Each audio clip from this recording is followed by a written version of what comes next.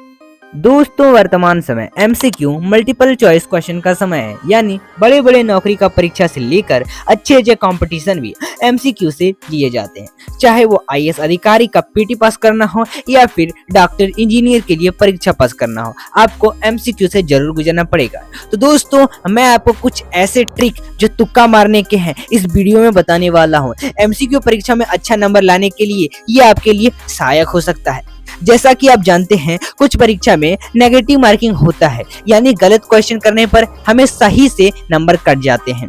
इसलिए परीक्षा में नेगेटिव मार्किंग नहीं रहने की सलाह दी जाती है। लेकिन जो आपका सीटेट एग्जाम है इसमें भी नेगेटिव मार्किंग नहीं है। तो हम सीटेट के एग्जाम की परीक्षा सबसे पहले आपको पता है कि 150 नंबर का होता है और आपको यहाँ पर 2.5 घंटे टाइम भी मिलती है और यहाँ पर आपको एमसीक्यू का क्वेश्चन रहता है। दोस्तों हम सीटेट के एग्जाम के प्रश्न पत्र को 3 भागों में बांट सकते हैं, इजी, मीडियम और हार्ड। यहाँ पर आपको एक ओएमआर शीट दिख रही है। दोस्तों 40% क्वेश्चन यहाँ पर इजी होते हैं और फिर 40% क्वेश्चन मीडियम होते हैं। बाकी बात जो आपका 20% क्वेश्चन है उसको यह जो बहुत हार्ड होता है, तो इसको हम एक औसत के रूप में जानेंगे। दोस्तों यहाँ पर आपको बता दें कि अगर आप यूआर कैटेगरी के ही क्यों ना हो, आपको 90 नंबर लाना है और 90 नंबर में आप क्या करेंगे, पास हो सकते हैं।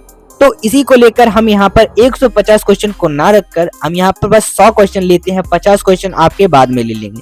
तो हम 100 क्वेश्चन को ही हमने 40 भाग आपका इजी और फिर 40 भाग आपका मीडियम और 20 भाग हमने यहाँ पर आपका हार्ड रखा है। बाकी बात 50 आपके वो नंबर किस तरह से लाना है उसको हम आगे जानेंगे। दोस्तों इजी जो 40% का अंतर्गत आने वाले सभी प्रश्न आप हल कर देंगे और मीडियम में आने वाले 40 में से 50 ही आप जानते हैं। 40% में से आप 50% ही जानते हैं, बाकी बच्चा 50 भाग तुक्का लगाते हैं। यानी किसी भी परीक्षा में 60% प्रश्न का हल आप कर देते हैं और 40% तुक्का लगाते हैं। एक औसत अनुमान के अनुसार जिस विद्यार्थी को 40% तुक्का से आधा सही हो जाता है उसका सिलेक्शन पक्का हो जाता है। कुल 100 सवाल में से 60 सवाल आपने सही कर चुके हैं, बाकी 40 में से 20 सवाल तुक्का द्वारा सही हो गया है, तो आप 80 नंबर ले आते हैं और 80% में सिलेक्शन यहाँ पर नहीं होगा। जी हाँ, अब यहाँ पर आपको लाना है 10% और अगर आप जनरल कैटेगरी से हैं तो आपको इस परीक्षा देने वक्त क्या करना चाहिए तो और क्या नहीं करना चाहिए, यह बहुत ही महत्वपूर्ण है। कई बार हम सब कुछ जानते हुए भी परीक्षा में अपना प्रदर्शन ठीक नहीं कर पाते हैं। कोई कम और कोई ज्यादा तुक्का जरूर लगाता है। एमसीक्यू में हम नहीं चाहते हुए भी तुक्का लगा देते हैं। तो आइए जानते हैं परीक्षा में तुक्का लगाने वक्त किन किन बातों पर ध्यान देना चाहिए और तुक्का किस तरह से सही लगाना चाहिए। पॉइंट नंबर 1, सबसे पहले जो 40% इजी प्रश्न है उसको हल कर लें एवं उसके आंसर शीट में गोला भर दें। इसमें आप पर गोला भरने का प्रेशर कम हो जाएगा। पॉइंट 2, इजी क्वेश्चन करने के बाद मीडियम क्वेश्चन को हल करें। जो आता है उसे कर लें और जो नहीं आ रहा है उसे फिलहाल छोड़ दें। पॉइंट 3, आपके पास 2 प्रकार के क्वेश्चन बच गया है, मीडियम और हार्ड। मीडियम में वह क्वेश्चन जो आपको सस्पेंस कर रहा है और हार्ड वह क्वेश्चन जिसे आप जानते ही नहीं। हार्ड क्वेश्चन में भी कुछ ऐसे होंगे जिसमें आप 4 में से 2 विकल्प पर अटके होंगे। इसमें मैं आपको सुझाव देना चाहता हूं कि आप केवल उन्हीं को तुक्का लगाएं जिसके बारे में आप जानते हैं। जो क्वेश्चन आप बिल्कुल नहीं जानते उसे तुक्का ना लगाएं।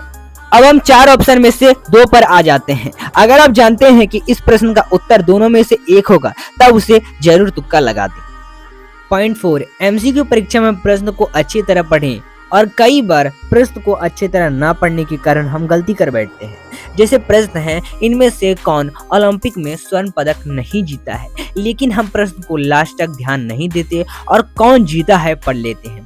इसका जो ऑप्शन होता है उसे गोला भर देते हैं। इसलिए प्रश्न को अच्छी तरह पढ़ें फिर उसका उत्तर दें। पॉइंट 5, यदि 4 विकल्प में से एक अलग है तो वह कभी भी सही आंसर नहीं होगा। जैसे मैथ के प्रश्न का 4 ऑप्शन है, A 5, B 7, C 10, D 50। तो इनमें से डी जो है बिल्कुल नहीं होगा। आपको ए बी सी में से एक को तुक्का लगाना चाहिए।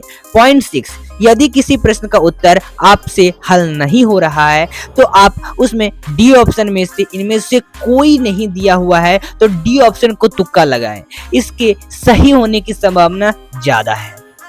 पॉइंट 7, यदि किसी प्रश्न का हल आपसे नहीं निकल रहा है तो उनमें से कोई विकल्प उपरोक्त सभी है। तो आप उपरोक्त सभी ऑप्शन को तुक्का मार सकते हैं क्योंकि इसके सही होने की संभावना ज्यादा होती है।